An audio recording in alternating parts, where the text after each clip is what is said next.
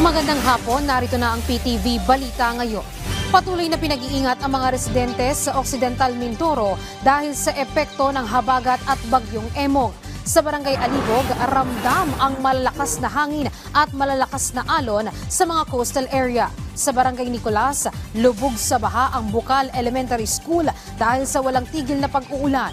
Sa report ng Pag-asa, nakataas ang red rainfall warning sa Occidental Mindoro. Dahil dito, asahan pa rin ang malakas na ulan, matinding pagbaha at pagguho ng lupa, lalong-lalo na sa mga mabababang lugar sa probinsya hanggang sa mga susunod na oras.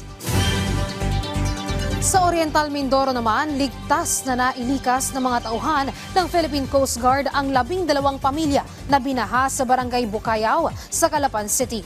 Ayon sa PCG Southern Tagalog, ito'y kasunod ng tuloy-tuloy na pag-ulan at pagbaha sa lalawigan dulot ng bagyong Dante at habagat. Karamihan sa mga nailigtas ay mga bata. Halos umabot ng baywang ang tubig baha sa nasabing barangay. Katuwang ng PCG sa rescue operations ang mga tauhan ng Provincial Disaster Risk Reduction and Management Office. At yun ang mga balita sa oras na ito. Para sa ibang updates, i-follow at i-like kami sa aming Facebook at Twitter sa @PTVPH. Ako si Luisa Erispe para sa Pambansang TV sa Bagong Pilipinas.